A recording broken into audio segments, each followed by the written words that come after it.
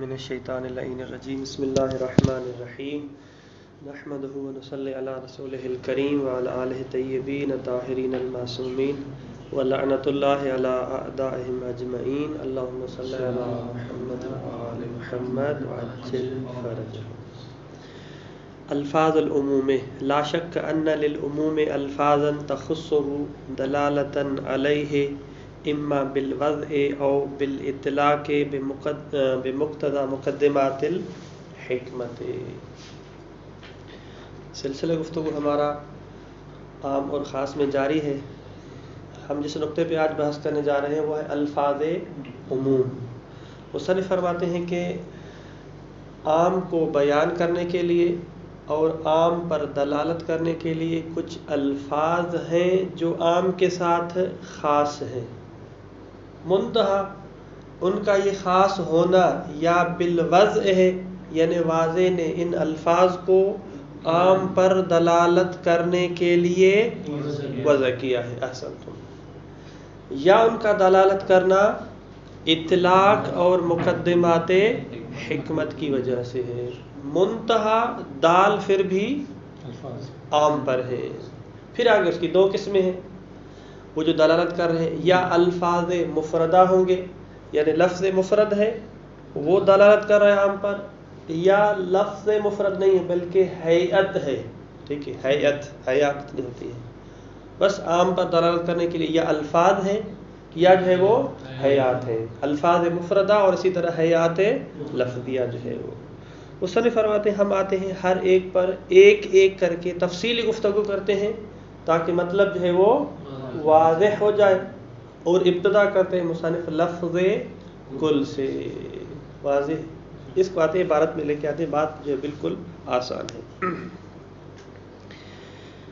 لا شک ان للعموم الفاظا، مصنف فرماتے ہیں اس میں کوئی شک نہیں ہے کہ عموم کے لیے الفاظ ہیں تخصہ جو خاص ہیں عام کے ساتھ، عموم کے ساتھ، دلالتاً علیہ، یعنی خاص ہے کیا مطلب، یعنی اس عام پر دلالت کرنے میں ہی وہ خاص ہے، یعنی ان کی دلالت خاص ہے عموم پر، اما بالوضع او بالاطلاق، یہ اما بالوضع عبارت کس سے مربوط ہے، یہ عبارت مربوط ہے دلالتاً علیہ، یہ دلالت کرنا یا بالوضع ہوگا، یعنی واضح نے ان کو وضع کیا ہے تاکہ عام پر دلالت کریں، او بالاطلاق، یا دلالت کرنا ان الفاظ کا اس وجہ سے ہے کہ مطلق ہے اور مقدمات حکمت تام ہیں، وہی اما ان تکون الفاظا مفردتا، اصل میں اطلاق ہوتا ہے، اطلاق کہاں کب ثابت ہوتا ہے، مقتضی حکمت، یہ تسامح ہوتا ہے کہ اطلاق اور مقدمات حکمت، اصل میں یہ عبارت میں ایک تفنن ہلتا ہے اس وجہ سے، وإلا اصل کیا ہے اطلاق ہوتا ہے۔ وہی اما ان تکون الفاظا مفردتا، یا یہ جو الفاظ مفرد ہوں گے، مثل کل وما فی معناها، کل ہے یا وہ الفاظ جو کل کے معنی میں ہیں، مثل جمیع و تمام و ایو و دائما، و اما ان تکون ہیئات لفظیہ تن، ٹھیک، یا وہ الفاظ وہ جو دلالت کرنے والے الفاظ ہیں وہ ہیئات لفظیہ ہیں، ٹھیک ہے، ہیئات چونکہ تکونوں کے لیے خبر ہے اس وجہ سے اور لفظیتاً پڑھا ہے، کوقوع النکرۃ فی سیاق النفی او النہی، مثال پیش کر رہے ہیں کہ یہ جو ہیئات لفظیہ ہے، ہیئت، اس کی مثال آپ کیا پیش کریں گے، کہ اس کی مثال ایک یہ ہے کہ جیسے مثلا اس میں نکرہ واقع ہوتا ہے سیاق نفی میں یا جو ہے وہ سیاق نہی میں، ٹھیک ہے، سیاق نفی میں یا سیاق نہی میں۔ اب مثلا مثال کے طور پہ لا تضرب احدا، لا تضرب احدا، ایک مثال یہ ہو گئی، اور دوسری مثال کہ ما جاءنی احد، ٹھیک ہے، یا مثلا ما جاءنی احد، ٹھیک، اب لا تضرب احدا یہ کس کی مثال ہے، نہیں کی مثال ہے، لا تضرب احدا، تو یہ احدن جہاں یہ جو واقعہ ہے شاید مثال یہ ہے کہ یہ احدن نکرہ ہے، عموم پر دلالت کر رہا ہے، منتہا اس کی سیاق میں نہیں ہے، ٹھیک ہے، اگر نکرہ اس کی سیاق میں نہیں ہو تو بھی استفادہ ہوتا ہے اس سے عموم کا، منتہا یہ ایک لفظ نہیں ہے بلکہ ہیئت ہے، حیت کا مطلب ہوتا ہے کہ دو چیزوں کا مرکب، مثلا وہ کیا ہے کہ نکرہ پلس میں نہیں کا سیاق میں آنا، یا ما جاءنی احدن، احدن ایک نکرہ ہے، ٹھیک ہے، لیکن اس کے سیاق میں کیا واقع ہوئی ہے؟ نفی، ما جاءنی، کوئی ایک نہیں آیا ہے، تو لہذا ایک یہ لفظ نہیں ہے جو عمومیت پر دال کرا، بلکہ ہیئت ہے۔ جملہ بھی کہہ سکتے ہیں، ایک ایسا جملہ ہے جس سے عموم کا استفادہ ہوتا ہے۔ جملہ چونکہ عام ہے، حیت ویسے جملہ ہی ہوا کرتی ہے، مثلا حیت کی دو قسم، یا حیت مفردہ ہوگی یا حیت جملی ہوگی۔ حیت یا حیت مفرد ہے، آگے جیسے آگے انشاءاللہ بیان کر رہے ہیں کہ حیت مفردہ کیا ہوتی ہے، یا جو ہے نا وہ حیت جملی ہوگی، یعنی جملے کی شکل میں ہوگی۔ منتہا جملہ ہر عام نہیں ہو، بلکہ ہم ایسا جملہ کہ یا سیاق نفی میں ہو یا سیاق نہیں میں ہو۔ واضح ہے؟ کوقوع نکرۃ فی سیاق نفی، جیسے کہ ما جاءنی احد ہے، من احد ہے، جو بھی ہم مثال دے رہے ہیں، اب نہیں ہے جیسے لا تضرب احدا، وکون اللفظ جنسا محلا بالالف باللام جمعا کان او مفردا، یا اس کی دوسری مثال ہیئت کی مثال دے رہے ہیں، ہیئت، ٹھیک ہے، ہیئت کی مثال دے رہے ہیں کہ ہیئت ہے جو دال ہے عموم پر، لفظ نہیں ہے بلکہ ہیئت ہے، ہیئت۔ مثال کے طور پہ ایک ایسا اسم ہے، ٹھیک ہے، وہ اسم الف لام کے ساتھ آیا ہے، الف لام اس پر جو ہے وہ داخل ہے۔ اب یہ الف لام جس اسم پر داخل ہے یا وہ جمع ہوگا یا وہ مفرد ہوگا۔ اب حیت کیسے بنی؟ کہتے ہیں حیت اس طرح بنی کہ ہم جو دیکھ رہے ہیں اس نگاہ سے دیکھ رہے ہیں، اس نگاہ سے کہ اسم ہے یعنی ایک لفظ ہے اور پلس میں الف لام ہے، الف لام کی اپنی حیثیت اور اسم کی اپنی حیثیت، یہ مل کے ایک ہیئت اور ایک شکل بن رہی ہیں، تو منتہا وہاں پر یہ جو لفظ ہے یہ مفرد ہے، لہذا یہ حیت مفردہ بنے گی۔ حیت ہمیشہ آپ یہ نہ کہیں کہ حیت جملی ہوا کرتی ہے، نہیں، حیت جو ہے وہ حیت مفردہ بھی ہوتی ہے۔ تو یہاں پر جو ہے وہ الف لام داخل ہوا، اسم پر داخل ہوا، ایک مرتبہ یہ جمع ہے، ایک مرتبہ یہ مفرد ہے، منتہا دونوں کی دلالت کس پر ہے؟ عموم پر ہے۔ واضح ہے؟ اس کی جو ہے تفصیلی گفتگو بھی آ رہی ہے۔ وَقَوْنِ وقوع نکرت اس پر آتا ہے، وَقَوْنِ لفظ جنسا، لفظ جنس و محلہ باللام یعنی الف واللام، جمعا کان یعنی کان لفظ او مفردا، فلنتکلم عنہا بالتفصیل، ان سب کی گفتگو جو ہم وہ تفصیلی کر رہے ہیں۔ نمبر 1، لفظۃ کل وما فی معناہا، سب سے پہلے جو ہم جو گفتگو کر رہے ہیں وہ کل ہے اور اس کے جو معنی میں ہے، یعنی ہم ایک قانون بیان کریں گے کل کے بارے میں، آپ جو ہے پھر تطبیق کریں اس کو باقی جتنے بھی ہیں، جمی ہے، ایو ہے، تمام ہے، سب پہ جو ہے نا تطبیق کریں۔ حسن فرماتے کہ فإنه من المعلوم دلالتها بالوضع على عموم مدخولها، مطلب کہتے ہیں یہ بات واضح ہے کہ یہ جو لفظ کل ہے یا اس کے جو معنی میں ہے، ان کی دلالت کرنا عام اور عموم اور شمول پر، یہ دلالت کس کے ذریعے ہے؟ بالوضع، یعنی واضح نے جب لفظ کل کو وضع کیا تھا تو اس وقت یہ سوچ کے وضع کیا تھا کہ یہ عموم پر دال ہوگا، یعنی وضع کرتے وقت ہی اس کی دلالت اس قسم کی تھی۔ سواء کان عموما استغراقیا، اچھا، دلالت بالوضع علی عموم مدخولها، یعنی یہ کل جس پر داخل ہوگا وہ جو اس کا مدخول ہے، اس مدخول کے اندر عمومیت اور شمولیت ہوگی۔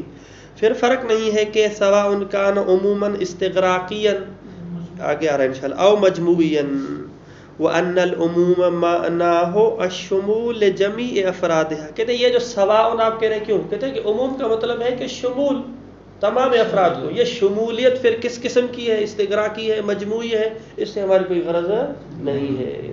ہم کہتے ہیں کہ اس کل کے اندر ایک شمولیت ہے، اور یہ شمولیت جو ہے وہ پھر استغراقی کو بھی شامل ہے اور جو ہے وہ مجموعی کو بھی شامل ہے۔ ہاں، عمومی استغراقی کی ایک اپنی خصوصیت ہے اور مجموعی کی ایک اپنی خصوصیت ہے، وہ ایک الگ بحث ہے۔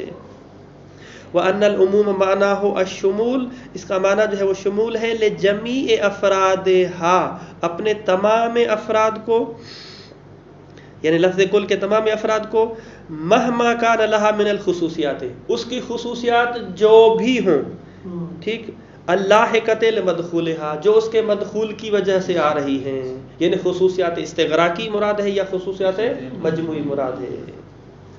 تو لہٰذا سب سے پہلا لفظ کل ہو گیا، اس کی بات واضح ہے کہ کل جو ہے وہ عام پر دلالت کرتا ہے، الفاظ عموم میں سے ہے، اور اس کا عام پر دلالت کرنا بالوضع ہے۔ اچھا ایک سوال، یہاں پر مصنف نے عموم کے دو قسم بیان کیے، استغراقی، مجموعی، تیسری قسم کی بات نہیں کی۔ حالانکہ کل ان لوگوں نے اعتراض کیا تھا کہ بھئی آپ جو ہے عموم میں بدلی کو عموم میں کیوں ڈال رہے ہیں، یہ عموم نہیں ہے، تو مصنف دفاع کر کے کہا تھا نہیں بھائی عموم کے اقسام میں سے، آج جب یہ بات کریں تو عموم میں بدلی کی تو کوئی بات ہی نہیں کی، وہ کیوں؟ کل اور جو معنی ہے کل ہے نا، ان کے اندر بدلیت کا معنی پایا ہی نہیں جاتا۔ احسنتم، یہ جو لفظ کل ہے اور ادھر سے جو ہے وہ بدلیت ہے، یہ آپس میں بنتے نہیں ہیں، ٹھیک ہے؟ بدلیت کا مطلب ہے کہ ہاں بدائی طور پہ عموم ہے، لیکن جو اس کا جو مدخول ہے اس کے اندر وسعت اور شمول ہونا چاہیے خارج کے اعتبار سے، یہاں پر ایسی بات نہیں ہے، اس وجہ سے۔ احسنتم۔ دوسرا وضع کی دلیل کیا ہے؟ آپ اس نے کہا کہ الفاظ کی افواج ہے، یہ جو لفظ کل ہے یہ دلالت کر رہا ہے عموم پر وضعاً نہ کہ اطلاقاً، دلیل تبادر ہے، کیونکہ ہم جب دیکھ رہے ہیں کہ اس کو ہم لفظ کو استعمال کر رہے ہیں تو متبادر جو ہمارا ہو رہا ہے وہ تبادر جو ہے وہ آ رہا ہے کہ یہ الفاظ جمع کو شامل ہے، اور تبادر جو علامات حقیقت میں سے ہے۔ اس کے علاوہ اور کوئی دلیل تبادل کے علاوہ؟ تبادل بھی تو ہو سکتی ہے نا، کیونکہ لغت میں بھی تو واضح اسی کے لباس کے لغت کے اعتبار سے بھی تو لغت بھی تو دلیل بن سکتی ہے نا اس میں۔ ہمارے پاس احسن دلیل جب تبادر ہے تو باقی ادلہ ہیں وہ اتنی جو ہے نا وہ ہو سکتی ہے۔ الثانی وقوع النکرۃ فی سیاق نفی اب نہی ہے، جیسے کہ ہم نے مثالیں دے دی، فإنه لا شک فی دلالتها على عموم سلب لجمیع افراد نکرۃ عقلا لا وضعا۔ اب آتے ہیں کہ آپ نے جو کہا کہ الفاظ عموم میں سے ہے کہ وقوع النکرۃ، نکرہ اس میں نکرہ جو ہے آ جائے سیاق نفی یا سیاق نہی میں، تو اس کی دلالت پر یہ بھی دلالت کرتا ہے عموم پر، لیکن سوال ہے کہ عموم پر دلالت کرنا بالوضع ہے یا بالمقدمات الحکمت ہے، یہ سوال ہے ہمارا، تفصیل میں اس میں یہ بیان کرنا چاہتے ہیں۔ تو مصنف فرماتے ہیں کہ یہ جو دلالت کرنا ہے اس کا، یہ دلالت کرنا بالوضع نہیں ہے، ٹھیک ہے، یہ دلالت کرنا بالوضع نہیں ہے، بلکہ کیا ہے، بالعقل ہے، یعنی بالاطلاق ہے۔ بس جب ہم نے وضع کی نفی کر دی تو پھر اس کے بعد دوسرا احتمال آ جاتا ہے۔ اگر یہاں پہ جو ہے نا وہ تین احتمالات ہیں لیکن تیسرے احتمال کی طرف نہیں جاتے، ہم یا کہتے ہیں یا بالوضع ہے یا جو ہے نا جو بالمقدمات الحکمت ہے۔ بالمقدمات الحکمت کا مطلب ہے کہ عقلاً، اس کو ہم جو ہے کس کی طرف لے کے جاتے ہیں، عقلاً۔ وہ کیسے کہتے ہیں؟ اس وجہ سے کہ جب کہا جاتا ہے کہ ما جاءنی احد، میرے پاس کوئی ایک نہیں آیا، تو یہ ایک نہ آنا اس بات کو کون سمجھا رہا ہے؟ عقل کہہ رہی ہے کہ یہ جو تمام کی نفی ہے اس وقت ہوگی جب کوئی بھی نہ ہو، تو لہذا یہ جو ہے وہ عقل کے ذریعے ہے۔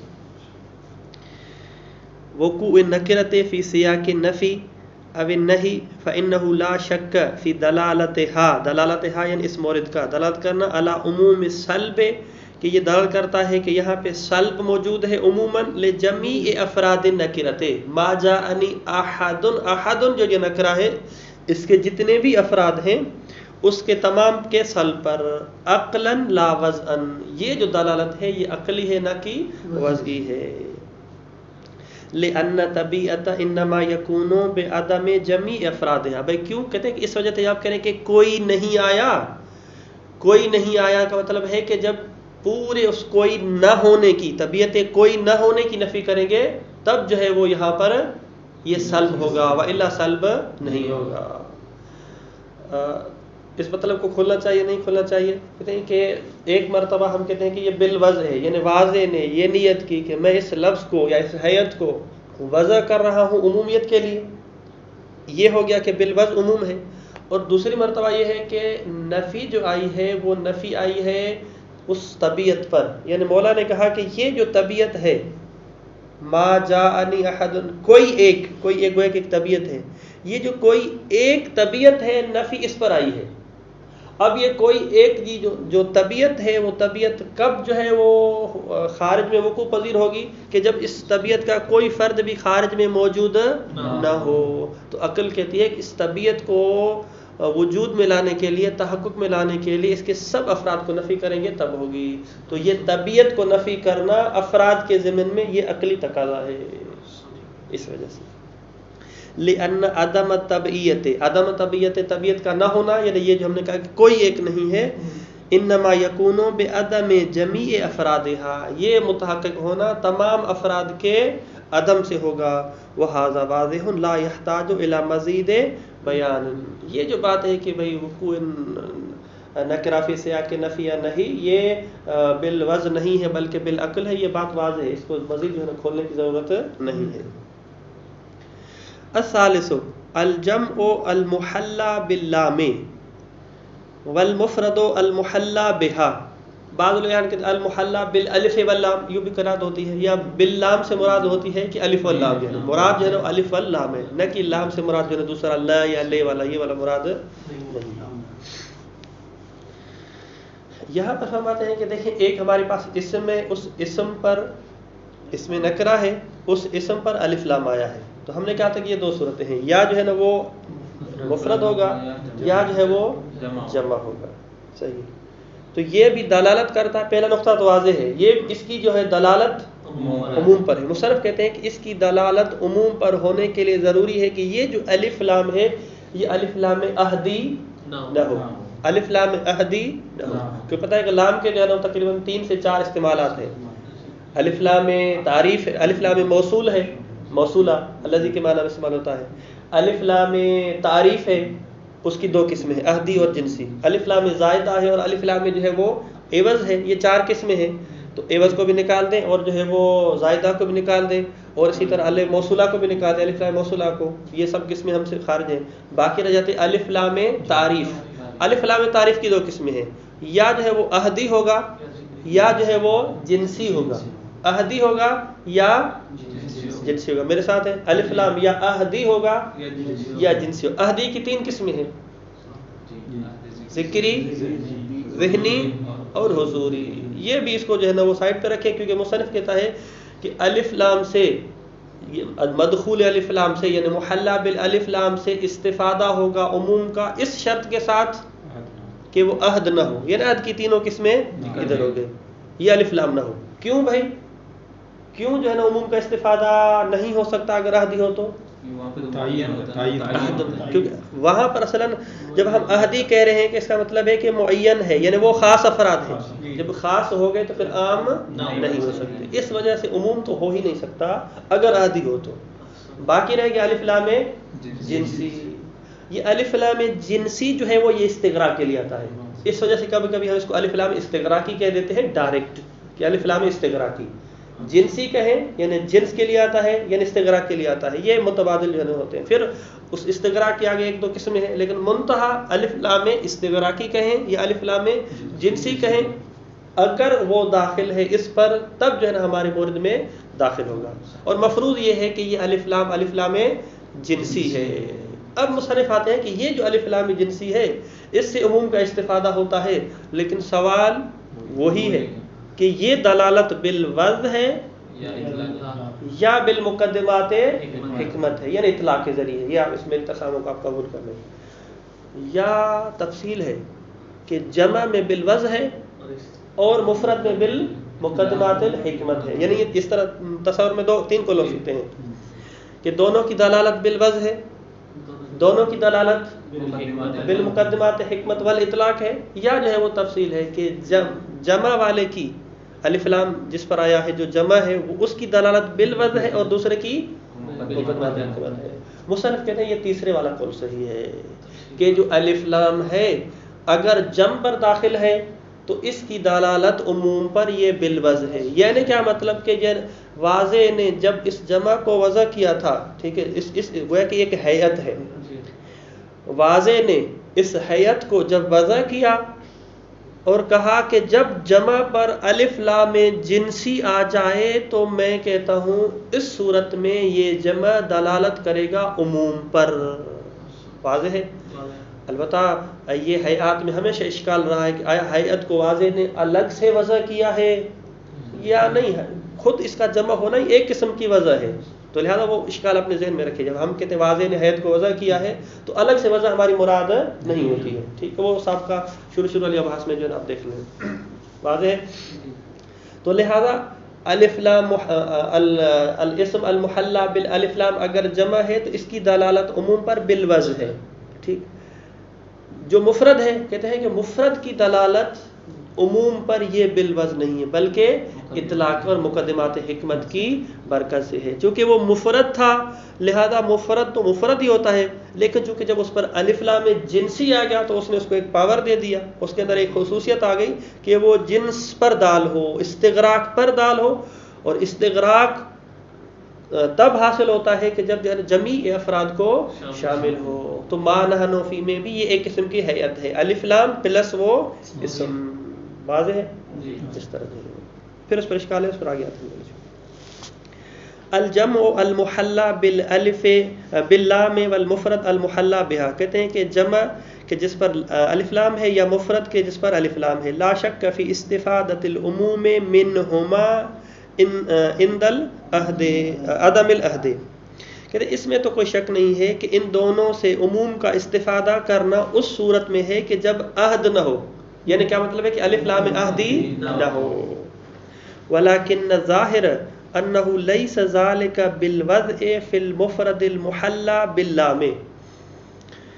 ظاہر یہ ہے, یعنی مصنف اپنا نظریہ پیش کر رہے ہیں کہ ظاہر یہ ہے کہ اس کی دلالت کرنا, اس کا دلالت کرنا عموم پر اگر یہ مفرد پر داخل ہو تو یہ بالوضع نہیں ہے. یعنی اس کا مطلب ہے کہ جمع کو مصنف قبول کر رہے ہیں اور اس کو بحث کو چھیڑتے ہی نہیں رکھتے ہیں, یہ تو بالوضع ہے, اس میں کوئی شک نہیں ہے. بحث کس میں ہے؟ مفرد میں ہے.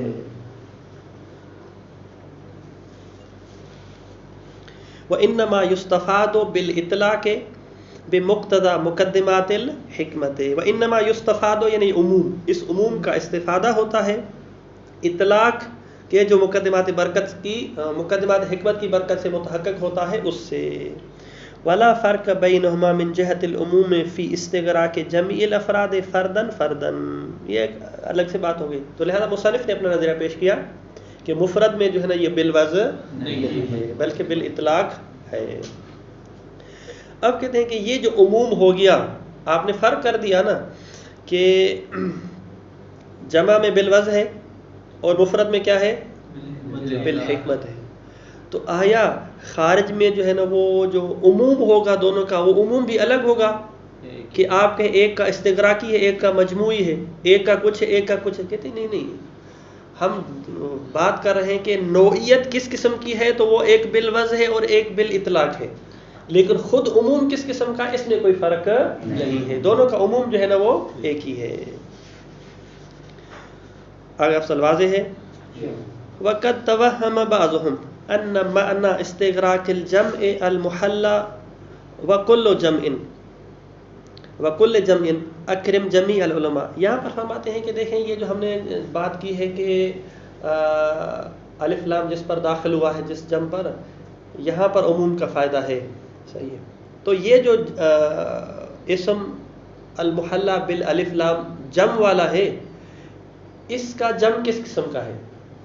یعنی اگر ایک حکم آ جائے جس کو ہم نے امتثال کرنا ہے اور وہ محلى بالالف واللام ہے, تو امتثال کرنے میں فردن فردن سے امتثال ہوگا یا فردن فردن سے امتثال نہیں ہوگا؟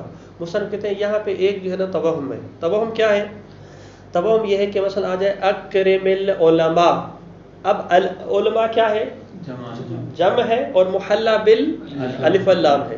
ٹھیک, اگر کوئی شخص اس کا امتثال کرنا چاہے تو اس کا امتثال ایک فرد اس وقت متحقق ہوگا جب تین کا اکرام کرے, تب گویا کہ اکرام کا ایک فرد اور ایک امتثال ہوگا. اکرم العلماء چونکہ جمع ہے, چاہے محلى باللام ہو یا کوئی بھی جمع ہو, متوہم کہتا ہے کہ کوئی بھی جمع ہو اس کا امتثال تب ہوگا جمع کی صورت میں کہ جب آپ تین علماء کا کم از کم اکرام کریں تو پھر ایک امتثال متحقق ہوگا. امتثال ایک لیکن کس کی شکل میں؟ تین کی شکل میں. اگر آپ نے ایک عالم کا اکرام کیا تو اکرم العلماء کا امتثال نہیں ہوگا, دو کا کریں گے تب بھی نہیں ہوگا. کہتے ہیں کہ کیوں؟ کہتے ہیں کہ اس وجہ سے کہ یہاں پر الف لام کا جو مدخول ہے وہ جمع ہے، اور جمع کم از کم کتنا ہوتا ہے؟ 3 ہوتا ہے. جب جمع کم از کم 3 ہے تو اس کا مطلب یہ ہے کہ 3 فردوں کا اکرام کرے تب جمع متحقق ہو اور تب امتصال ہو، اس سے پہلے امتصال نہیں ہو سکتا. وہ سر فرماتے ہیں کہ یہ جو ان لوگوں کو توہم ہوا ہے کہ یہاں پہ امتصال کے لیے ضروری ہے کہ 3 فرد ہوں، یہ توہم حقیقت میں تثنیہ سے آیا ہے. مثال کے طور پہ اگر مثلا مولا کہتا ہے اکرم عالمین، ٹھیک ہے، اکرم عالمین، یا مثلا اکرم نہ کہیں اور کہیں مثلا جو ہے وہ اضف عالمین، 2 عالموں کی جو ہے نا آپ ضیافت کریں، ٹھیک ہے، ضیافت کریں، کھانا کھلائیں، جو بھی کریں. اب اگر ایک شخص ایک کی دعوت کرتا ہے تو یہ عالمین جو تھا، جو متعلق تھا اس وجوب کا، اس کا متعلق تھا، وہ متحقق ہوگا؟ ایک ہی اگر کرتا ہے. حکم میں آیا ہے اکرم عالمین، یہ شخص ایک عالم کا اکرام کرتا ہے تو یہاں پر امتصال ہوگا؟ سب لوگ متفق ہیں کہ تثنیہ میں تب تک امتصال نہیں ہو سکتا جب تک تثنیہ خارج میں وقوع پذیر نہ ہو.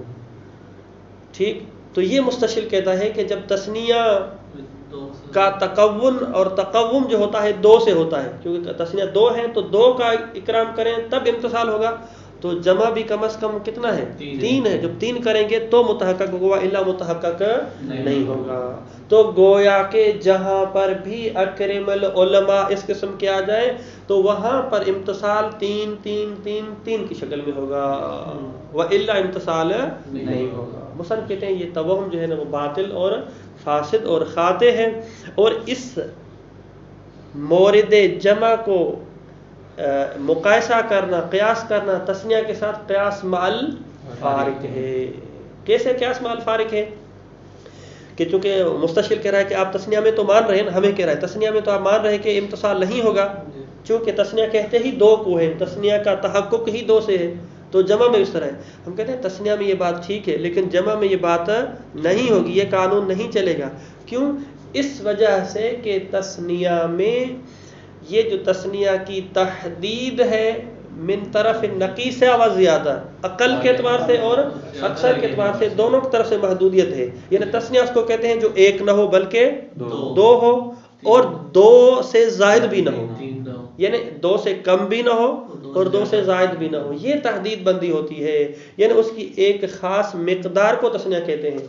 جبکہ جمع میں ایک طرف سے تو تحدید ہے کہ کم از کم 3 ہو، لیکن اس سے زیادہ نہیں ہے. 4 بھی ہو سکتے ہیں، 5 بھی ہو سکتے ہیں، 6 بھی ہو سکتے ہیں. ایسا نہیں کہ جمع 3 ہے پھر 4 جمع نہیں ہوگا، پھر جا کے 6 ہوگا، پھر جا کے 9 ہوگا، ایسے نہیں ہوتا ہے. کم از کم 3 ہے، اس کے بعد اس کی کوئی جو ہے نا وہ حد بدی نہیں ہے، حتیٰ کہ جتنا عدد بھی جو ہے نا آپ تصور کر سکتے ہیں وہ اس میں آ سکتا ہے.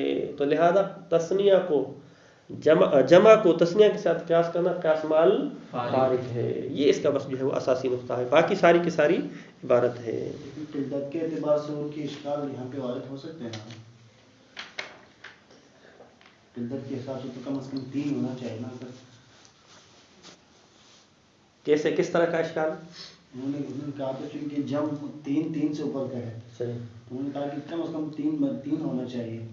تو یہاں پہ بھی ہمارے پاس جو ہے جم 3 سے اوپر کا ہے، تو قلت کے اعتبار سے تو محدودیت ہے، اس کی حد بندی ہے. تو قلت کی قلت کے حساب سے اگر دیکھا جائے تو یہاں پہ جو توہم کیا ہے اس کی توہم تو درست ہے نا.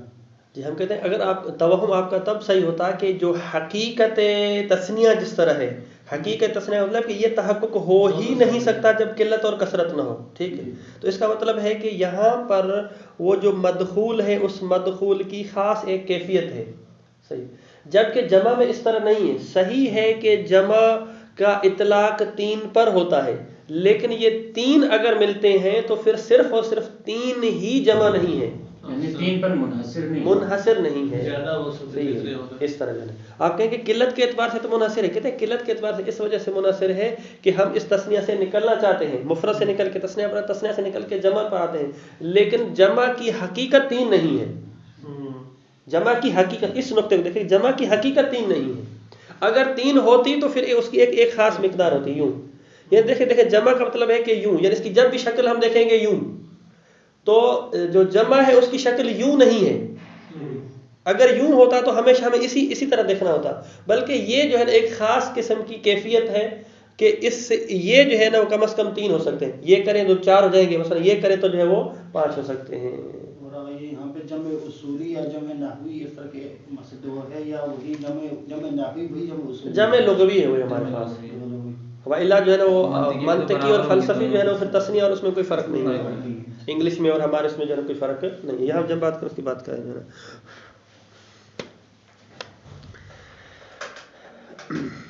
وقد توہم بعض ان معنی استغراق الجمع المحلہ، جمع محلہ میں کے اندر جو استغراق ہے یعنی عمومیت ہے، وکل جمع، اور ہر قسم کا جمع، نہ کہ صرف جمع محلہ، یعنی جس قسم کا بھی آپ جمع لے کے آئیں اس میں کیا ہوتا ہے، مثلا اکرم جمیع العلماء ہو استغراق بلحاظ مراتب الجمع، یہاں پر یہ جو استغراق ہے وہ جمع کے مرتبے کے اعتبار سے ہے، لا بلحاظ الافراد فردن فردن، نہ کہ جو ہے نا لحاظ افراد ہے۔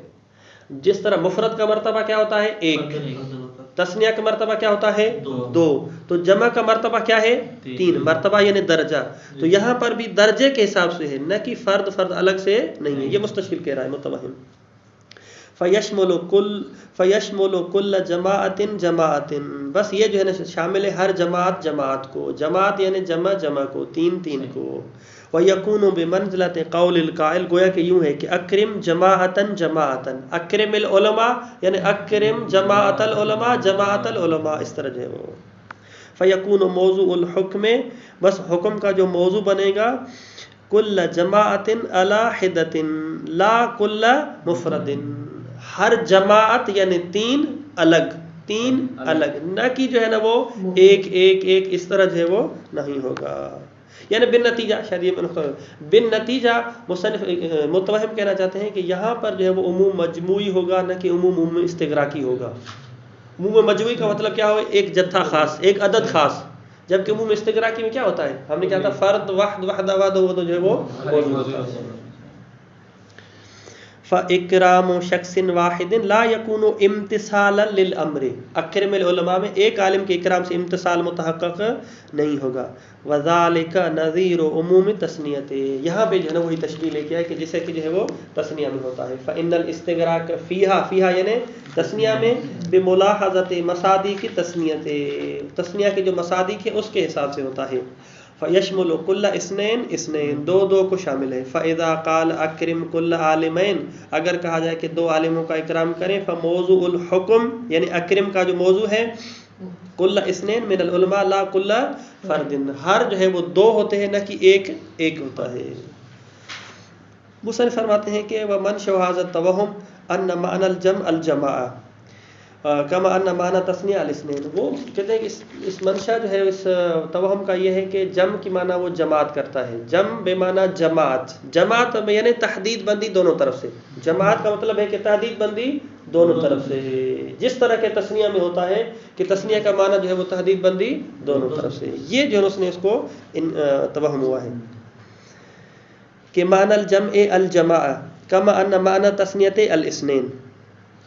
فَإِذَا دَخَلَتْ ادات العموم علیہ، بس اگر اس جمع پر ادات عموم داخل ہو جائیں، دلت علی العموم، تو پھر یہ جو ادات عموم ہے یہ دلالت کرتی ہیں بلحاظ کل جماعت ہر جماعت پر یعنی ہر 3 پر الگ الگ سے۔ کما اذا دخلت علی المفرد اگر یہ ادات عموم جو ہے وہ داخل ہو جائے مفرد پر، دلت علی العموم بلحاظ کل فرد مثلا اگر اکرم العالم، یہ اکرم العالم الف لام داخل ہو گیا لیکن عالم ہے تو یہ اس کا مطلب ہے کہ ہر ایک عالم کا، اگر مفرد پر ہو تو ایک ہے، تثنیہ پر ہو تو 2 ہے، اسی طرح جمع پر ہو تو 3 ہے۔ کما اذا دخلت، کون دخلت؟ ادات العموم مثلا، ٹھیک ہے، مفرد پر داخل ہو تو دلالت کرتی ہیں علی العموم بلحاظ کل فرد وعلی تثنیۃ دلت علیہ بلحاظ کل اثنین لان ادات العموم تفید عموم مدخولها، کیوں بھائی اس طرح؟ کہتے ہیں کہ جو ادات عموم ہے ان کی عمومیت کس حساب سے ہوتی ہے؟ مدخول کے حساب سے ہوتی ہے، وہ مدخول کو پاور دے رہی ہوتی ہیں، جس قسم کا مدخول ہے عمومیت اس قسم کی، مدخول مفرد ہے تو عمومیت مفرد والی، مدخول اگر تثنیہ ہے تو عمومیت تثنیہ کے اعتبار سے، اسی طرح جمع میں بھی ہے. تو لہذا متوہم جو ہے وہ چونکہ جمع کو جماعت لے کے آتا ہے اور اس کا قیاس کرتا ہے تثنیہ اور مفرد کے ساتھ، لہذا اس وجہ سے اس کے پاس یہ توہم آ جاتا ہے. ولیکن ھذا التوہم فاسد، یہ جو توہم ہے یہ فاسد ہے. کیوں؟ للفرق بین تثنیۃ والجمع، یہاں پہ جو ہے وہ تثنیہ اور جمع میں فرق ہے. لأن تثنیۃ تدل علی الاثنین المحدودۃ من جانب القلۃ والکثرۃ، کیونکہ تثنیہ دلالت کرتا ہے اثنین پر جو محدود ہے قلت اور کثرت دونوں جانب سے، بخلاف الجمع فإنه يدل على ما هو محدود من جانب القلۃ فقط. یہ دلالت کرتا ہے کہ محدود ہے لیکن قلت کی طرف سے، حد بندی ہے لیکن قلت کی طرف سے. لأن أقل الجمع ثلاثة، چونکہ کم از کم جو ہے وہ جمع ہے وہ 3 ہے. وأما من جانب الكثرة فغير محدود أبدا، وہ محدود نہیں ہے. فكل ما تفرض لذلك اللفظ المجموع من أفرادها، کہتے ہیں فكل ما، ہر وہ عدد، تفرض لذلك لفظ المجموع، اس لفظ جمع کے لیے آپ جتنا بھی فرض کر سکتے ہیں، من افراد، جو اس کے افراد ہیں ان میں سے، مہما کثرت، جتنے بھی بڑھ جائیں، فہی مرتبۃ من الجمع واحدۃ وجماعۃ واحدۃ، یہ جو جمع کا ایک ہی مرتبہ ہے اور ایک ہی جماعت ہے، نہ کہ 3 الگ جماعت، 3 الگ جماعت، 3 الگ جماعت، بلکہ ایک ہی جماعت ہے. 10 ہو تب بھی ایک ہے، 100 ہو تب بھی ایک ہے، اور ایک ہی رتبہ ہے جمع کا. واضح؟ اس طرح الگ مراتب نہیں ہیں. صحیح. حتی لو ارید جمیع الافراد باسرها، حتیٰ کہ اگر جو ہے وہ مثلا علماء کے 1,00,000 افراد ہیں اور اکرم العلماء میں سب کا ارادہ کیا گیا ہے، باسرها یعنی بتمامها، تمامها جو ہے تمام کا اگر ارادہ کیا گیا ہو، فإنها كلها مرتبة واحدة من الجمع، وہ جمع کا ایک ہی مرتبہ ہے. لا مجموعة مراتب له، نہ کہ اس کا ایک جو ہے مراتب ہیں اور ان میں سے ایک یہ ہے. فیکون معنی استغراق الجمع عدم الوقوف علی حد خاص من حدود الجمع ومرتبۃ دانیۃ منہ. کہتے ہیں کہ استغراق کا معنی یہ ہے، استغراق جمع کا معنی یہ ہے کہ آپ توقف نہیں کریں گے، کہ جمع کے ایک عدد خاص پر آپ جو ہے نا توقف نہیں کریں گے. استغراق کا مطلب ہے کہ یہ سب کو شامل ہے. فیکون معنی استغراق الجمع، جمع استغراقی کا معنی ہے عدم الوقوف، آپ نہیں ٹھہریں گے، علی حد خاص، ایک خاص حد، من حدود الجمع، جمع کی ایک خاص حد پر، یعنی 5 پہ، 10 پہ، 11 پہ، 15 پہ.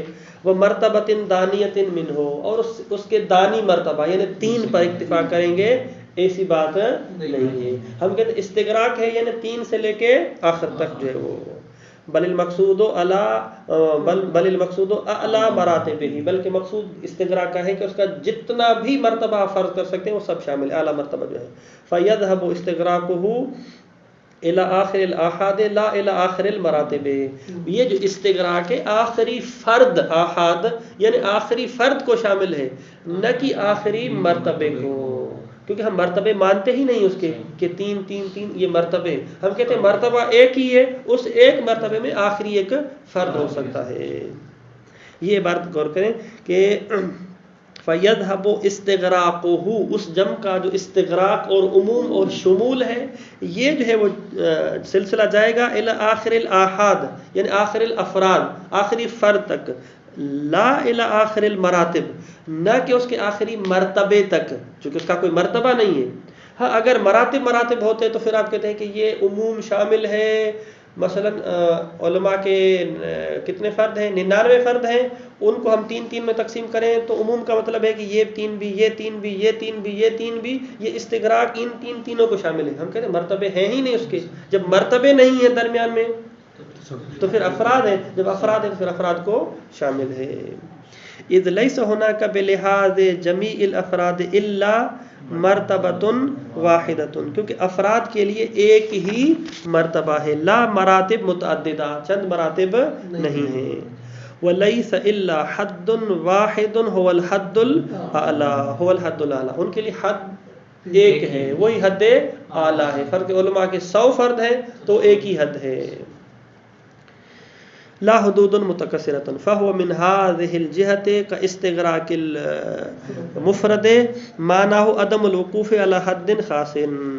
یہ گویا کہ بالکل اسی طرح جس طرح اکرم العالم کہتے ہیں یا اکرم الرجل کہتے ہیں، اکرم العالم کہتے ہیں تو عالم کے جتنے فرد ہیں سب کو شامل ہے، تو یہاں پر بھی جمع میں جو ہے وہ اس طرح شامل ہے.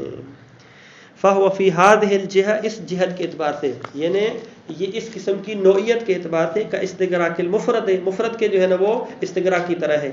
معناه عدم الوقوف على حد خاص، آپ کسی ایک خاص حد پر جو ہے وہ نہیں رکیں گے. فيذهب الى آخر الاحاد، آخری فرد تک جائیں گے. نعم الفرق بینہما انما هو فی عدم الاستغراق فإن عدم استغراق المفرد یوجب الاقتصار على واحد. کہتے ہیں کہ خود استغراق میں مفرد اور جمع میں فرق نہیں ہے، استغراق میں، لیکن عدم استغراق میں فرق ہے.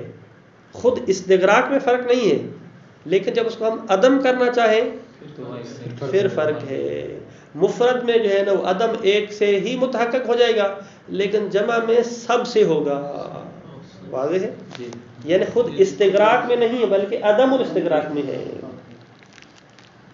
دیکھیں نعم، یعنی یہاں تک نام سے پہلے ہم نے کہا کہ اس جہت سے مفرد اور جمع میں کوئی فرق نہیں ہے. انما الفرق بینہما، ہما یعنی مفرد اور جمع میں، انما ہو فی عدم الاستغراق، عدم استغراق میں فرق ہے.